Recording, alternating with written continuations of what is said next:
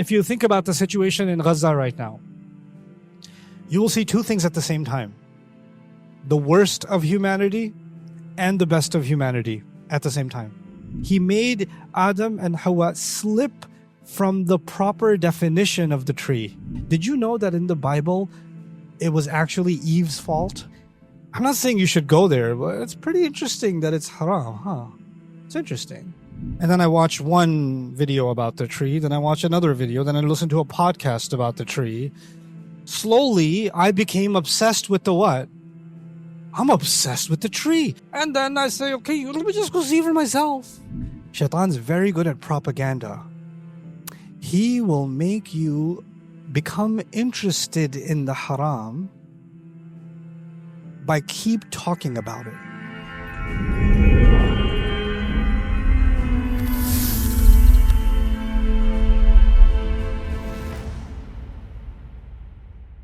Today's video is a snippet of a brand new installment of Ustadh Nouman's globally popular Story Night, which is now available to watch exclusively on Bayyinah TV with your friends and family. Head to the stories section on BayyinahTV.com now to watch the full recording of Story Night Fallen and take an eye-opening journey through the story of Adam alayhi salam. The angels can't understand why this troublemaker has been created, so Allah is going to show them something they don't know. The next part of the story gets a little bit confusing for Muslims because they read it and they say Allah taught Adam alayhi salam the names of all things. وَعَلَّمَ آدَمَ الْأَسْمَاءَ كُلَّهَا ثُمَّ عَرَضَهُمْ عَلَى الْمَلَائِكَةِ. Then he presented those things to the angels. So when you think of, you should call this out. When Allah told Adam the names of all things, what do you think he told them the names of? Trees, birds, animals, oceans.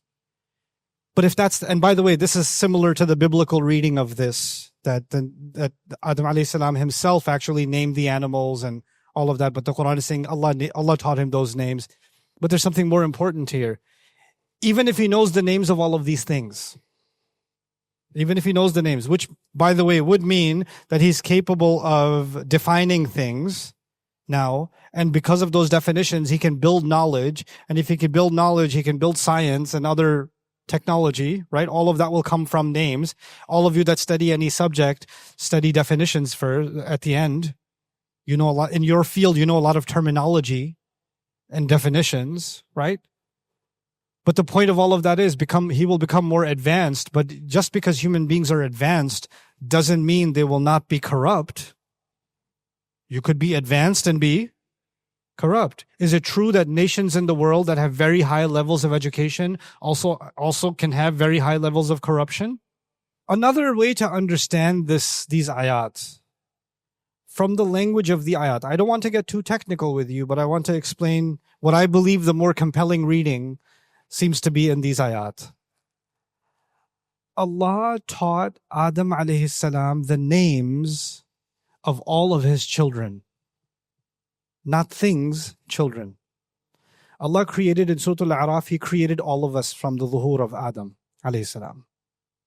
And the word ism, names, doesn't just mean names in Arabic. It actually also means descriptions. So now Allah taught Adam alayhi salam Fatima's name, and that she's a little bit lazy sometimes, but she's also very creative. And He taught him the name of Ibrahim alayhi salam and who he is and what kind of character he has. And He taught him the name of Donald Trump. And He taught him every name. He knows all of his children. Which to me, actually, at some level makes a lot of sense for another reason. Adam alayhi salam is going to be responsible for, aren't we responsible for our kids? Will Allah not answer me for the way I raise my child? And in that sense, isn't Adam alayhi salam responsible for all of his kids? It's a pretty big responsibility. How can he be responsible for those he doesn't even know, right? It's as if this big, giant responsibility, the first human being, he's being introduced to all of his children. So now he knows about them. It's also interesting that the angels were told by Allah, I know something that you don't know, as if to say, I know something about Adam that you don't know. I know something about him that you don't know. You seem to be able to think you can project his behavior. if you give him choice, like you projected. You guys did the projections for me in the last session. If I said a teacher leaves the classroom, what's going to happen in the classroom? You guys made the projection. If the government doesn't have police anymore, what's going to happen? If the traffic lights stop working, or if there's no security cameras, what's going to happen at the bank? What's going to happen anywhere else? And you make projections. So the angels made a projection. But Allah is saying your projections are missing something. And then Allah presented the same human beings, عَرَضَهُمْ عَلَى الْمَلَائِكَةِ. He presented them in front of all of the angels. And so all of us, this is the scene, all of us are in this large convention, not 3,000, countless, all of us together in one giant convention, and the angels are there, and Allah is saying, you said they're going to spill blood. You said Fatima is corrupt. You said Fatima is going to commit mass murder. Can you tell me about these? And they don't know the name. They just know, if you're left to your own devices, you're going to do bad stuff. So the angels were asked, أَنْبِئُونِي بِأَسْمَاءِ هَؤُلَاءِ إِن كُنْتُمْ صَادِقِينَ. Tell me the names of these. Describe them to me. Describe these people to me. Because you seem to know so much. And it seems to me that at this point, the angels realized that their idea was not entirely correct. They're missing something. And they realize something is in these human beings. Something special is there. Allah did tell us He's putting His ruh in it. And we don't even know the power of that ruh really. But something is in this creature that maybe makes him special. So they say, Subhanaka la ilma lana illa ma 'allamtana. You're too perfect. We don't have any knowledge at all. We already declared your perfection. We declare it all over again. Our knowledge is imperfect.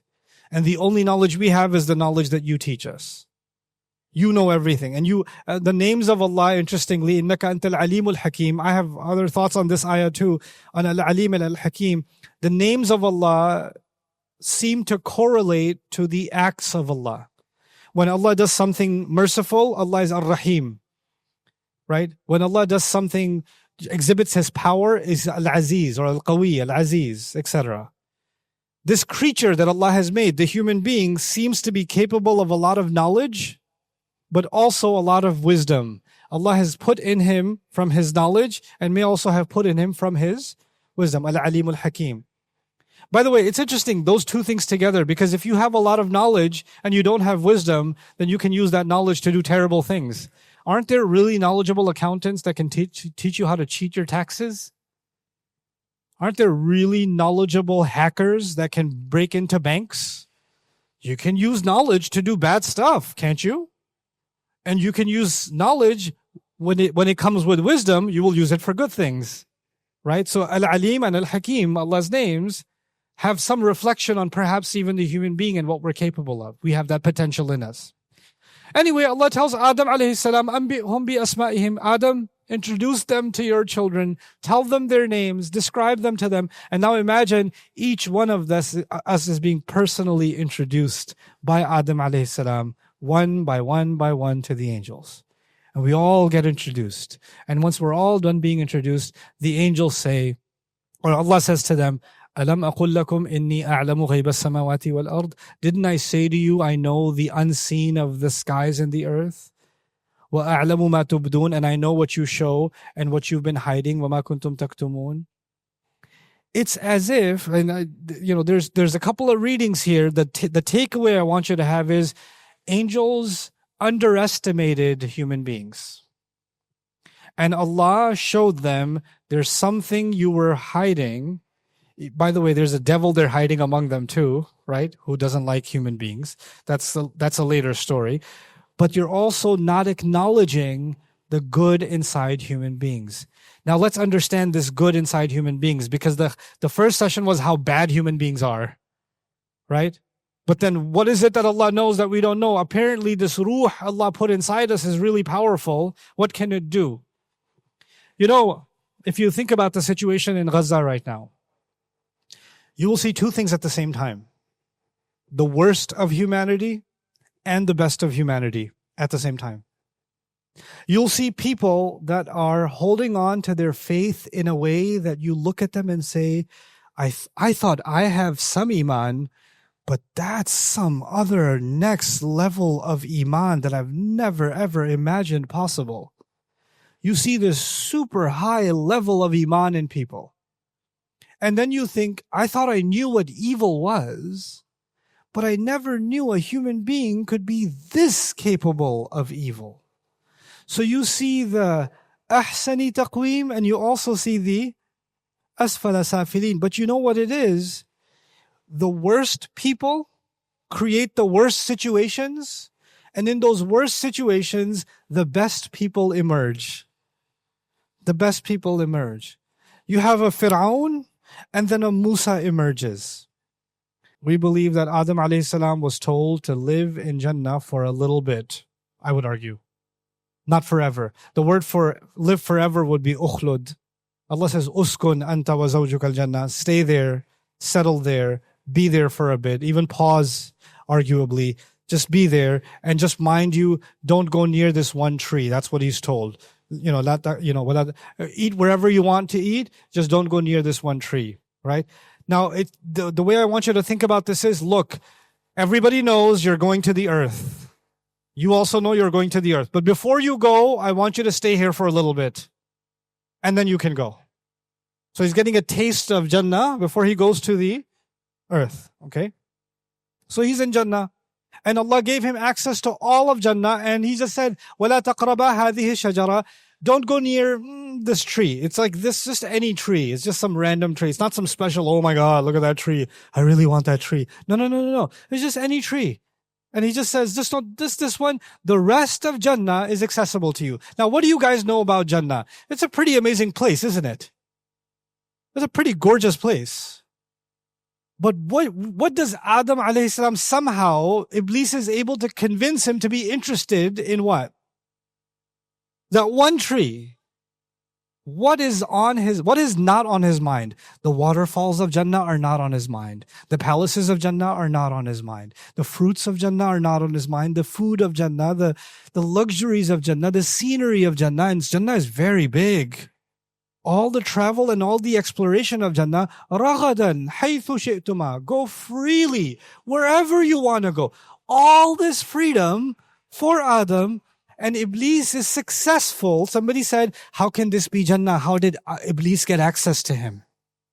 If this was really Jannah, how could Iblis have access to him? Let me help you answer that question too. Iblis has access to you right now, yes or no? Okay, also me. Also my family that's in Europe right now. Also some of my family that's in America right now. That sounds like Wi-Fi access. Because if it's physical landline access, then how is he talking to you while he's also talking to me, and he's also talking to somebody in Pakistan right now, and he's talking to somebody else in America right now, isn't he? This must be Wi-Fi access, isn't it? So if it's not necessarily physically connected, but Allah has given him access to the chests of human beings or through his armies, then it doesn't have to be that, he had to physically be in there to have access to to that. We don't have to make it a physical problem. But anyway, he's in Jannah. We're in Jannah. Our father and our mother are in Jannah, and everything is accessible to them. And Allah says, don't go near this tree. And here's the problem.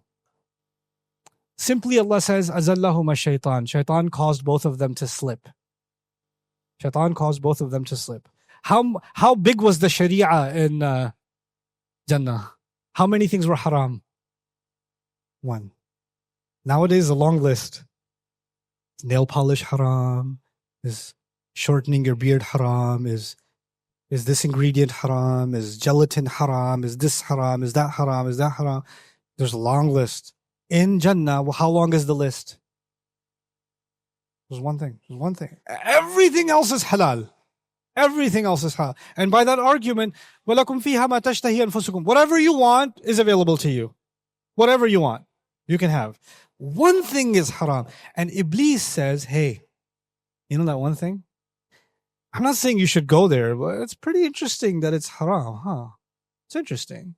Yeah, it is interesting. Let me just enjoy this mountain view, but the tree is interesting. I'm just curious about it. Let me just watch a video or two about the tree. I'm not interested. I'm not saying I want to go near the tree. I'm just Googling it.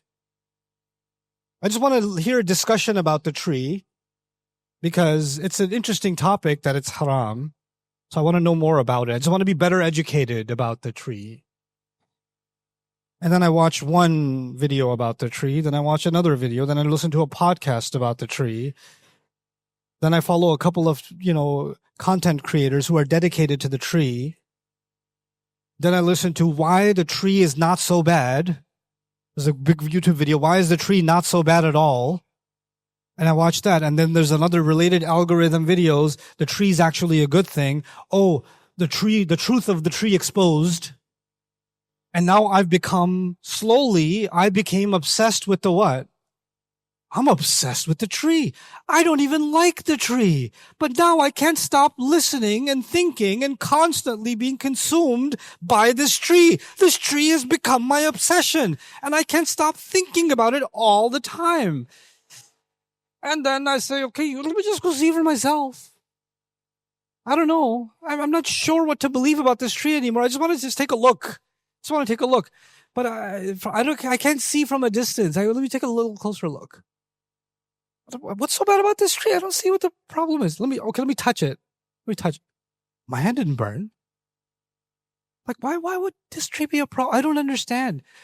I thought it was such a big deal that this tree is a big problem, but this tree is just a tree. Huh, look. What am I trying to tell you? Shaytan's very good at propaganda. He will make you become interested in the haram by keep talking about it. He'll talk about it and talk about it. He won't say, do it, go to the tree, the fruit is delicious, love it. No. It's little by little. And eventually the thing that you listen to the most, the thing that you're thinking about the most is the thing that you're listening to or watching the most. Eventually that thing will become an obsession and it will become beautiful to you. This is the power of messaging. Shaitan is very good at messaging. أَزَلَّهُمَ الشَّيْطَانُ عَنْهَا. And by the way, I was thinking about another implication of anha with Dr. Sahib today, which was the tree is actually haram, and nothing good for you will ever be haram. It can only be haram if it's not good for you. وَيُحَرِّمُ عَلَيْهِمُ الْخَبَائِثِ. That's the rule. Allah says it. The thing is, Iblis is able to slowly change your thoughts about the haram, because he doesn't want you to think of it as that bad. It's not that bad. Disobedience to Allah is not that bad. It's not that big of a deal. It's not as bad as you think. People exaggerate it too much. People make too much of a big deal out of it, etc. And that's actually his game. So he made Adam and Hawa slip from the proper definition of the tree. So the tree represented something else now. The tree should have represented stay far away. Now it represents it's not that bad. What's the big deal? It got trivialized. This is also expressed in the Quran with وَزَيَّنَ لَهُمُ الشَّيْطَانُ أَعْمَالَهُم. The devil beautified their deeds to them. The devil beautified like something evil starts looking good. So now finally they do eat from this tree. They've made the ultimate mistake of eating from the tree. And they fell into that trap. The issue I'm going to share with you now is you and I, every day there's a tree. Every day. And every day there's constant waswasa to somehow get closer to that tree, one way or the other. We, the children of Adam, live the story of Adam every day. Every day. You and I, everybody. And many times we are able to stay away from the tree, and sometimes we end up eating from the tree.